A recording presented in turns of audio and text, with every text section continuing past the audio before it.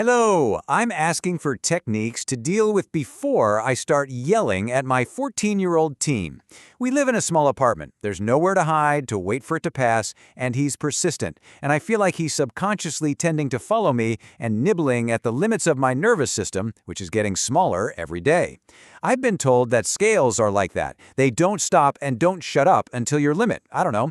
The child doesn't have any behavioral problems. I know that age is specific, and I won't let him do whatever comes easiest to him. But I'm asking for professional recommendations on how to put out the fire before it explodes.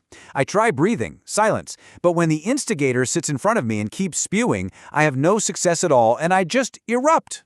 Wow, that request is so incredibly honest, isn't it? It gets right to the heart of a struggle that so many parents face. So, in this explainer, that's exactly what we're going to do. We're going to dive into some professional, really practical recommendations to answer that question.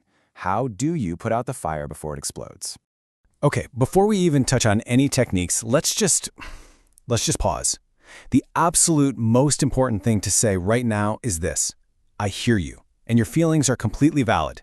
That feeling of being cornered in your own home, with your nervous system just stretched to its absolute breaking point, that is real, it is exhausting, and it is a completely understandable reality for so many parents out there. And that feeling, it leads us to a really critical point. Because in those moments, when things just erupt, it is so easy for that little voice in your head to whisper, "You're failing," right? "You're a bad parent." And it is absolutely essential that we challenge that story head on.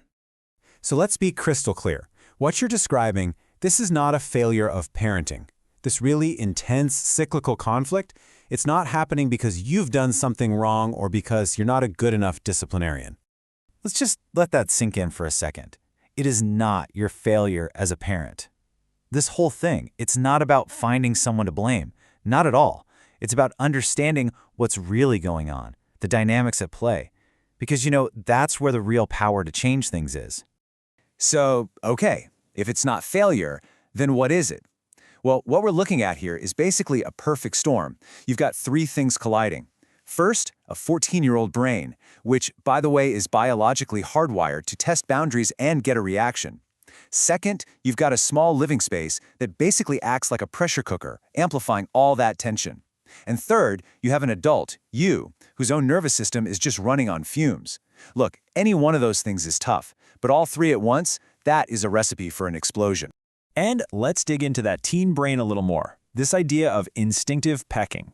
It's really important to get this. It's not malicious. Your teen is not trying to hurt you. What's happening is that their underdeveloped brain is desperately seeking a reaction. Honestly, any reaction. Because it gives them a feeling of control in a world that feels totally out of control to them. And here's the paradox. Your reaction, that big reaction, it actually gives them exactly what their subconscious is looking for. Okay, so now that we understand the why behind this, let's get super practical. We're going to shift into some real, actionable techniques you can use right there in the heat of the moment when you feel that fire starting to build up. All right, tool number one is something we call the stop phrase. Now think of this not as a defense, but as a boundary, a wall. All you do is repeat the exact same words calmly, like a broken record. What this does is it completely breaks the script. See, your teen's brain is waiting, it's expecting that emotional reaction. And when you don't give it to them, well, the argument just has nowhere else to go. So, look at the difference here. On the one hand, you've got phrases that are pure fuel for the fire, right? "You don't understand me," "Stop annoying me." They're emotional, they're engaging in the fight, and they basically invite more of that pecking. But then look at the other side. That's the goal. A neutral, non-negotiable statement of fact. "I am stopping this conversation. We will talk in 20 minutes. See what that does? It promises you'll come back to it, so it's not abandonment, but it shuts down the conflict right now.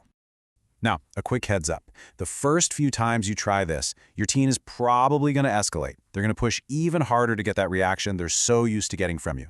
But listen to me, that escalation does not mean it's failing. It's actually a sign that the old, unhealthy pattern is starting to break. It means it's working. So you have to hold the line. Okay, so what if the stop phrase just isn't cutting it? Sometimes you just need space. And I know, in a small apartment, that feels impossible. But you can create what we call a micro-exit. This is not about storming out of the house. No. This is about creating a tiny 2-minute bubble of air for your nervous system to breathe. Go to the bathroom, step out on the balcony if you have one, Heck, just go put on your shoes and stand by the front door. It signals a shift, and it gives you that precious moment. And here's the key. You have to say it out loud. You pair that action with the words that define this new rule.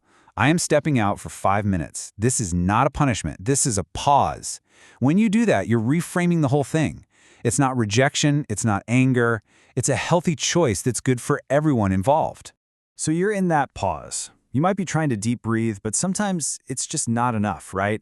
Your body is already in fight or flight mode. What you need is a physiological reset. Things like splashing cold water on your face or your wrists, or forcing yourself to name 5 things you can see around you. These aren't just distractions. They are direct signals to the most primal part of your brain that the danger is over, that the threat has passed. And please, remember this. The goal here is not to put on some big performance of being calm for your kid. This is for you. This is about you regulating your own nervous system, because that is always the first step. You can't help someone else find calm if you can't find it in yourself first. Okay, technique number 4. A teenager who's in that pecking mode, they feed on defensiveness. The second you start justifying yourself or explaining, boom, they know they've hooked you. So instead, try something called neutral mirroring. Simple phrases like, I heard you, or I understand what you want. These statements don't mean you agree. All they do is show that you've received the message. And what happens? It's like you're starving the conflict of oxygen. It just fizzles out. All right, so those are your in-the-moment emergency tools. But what about the bigger picture? How do we stop these fires from starting in the first place? How do we change this dynamic for good? Well, that's where the long-term strategy comes in. And the absolute cornerstone of this strategy is what we'll call a preliminary contract. Now, the number 1 most important rule here is timing. You cannot, and I'm going to say it again because it's that important, you cannot try to set new rules for fighting while you're in the middle of a fight. It just won't work. This conversation has to happen during a time of peace, when you're both calm and feeling connected. And look at how this script is worded. It's all about I statements, right? It takes ownership. It's not you make me yell, it's I lose control, and this isn't good for me. By framing it this way, the pause isn't a punishment for them. It becomes a new rule, a logical, protective measure for the whole family's health. Now, this next part is maybe the most important mindset shift of all. We have to set a realistic goal.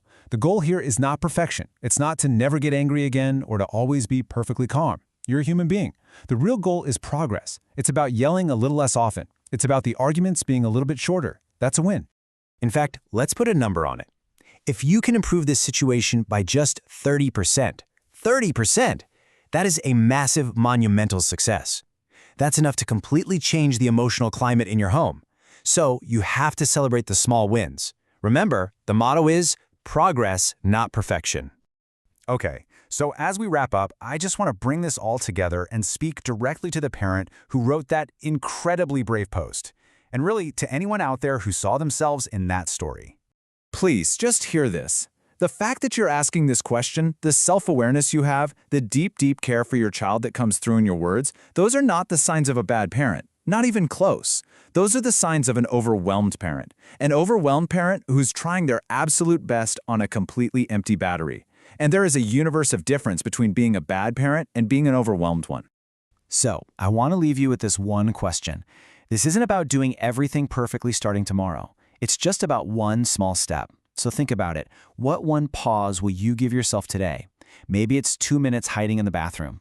Maybe it's just feeling your feet on the floor for 10 seconds.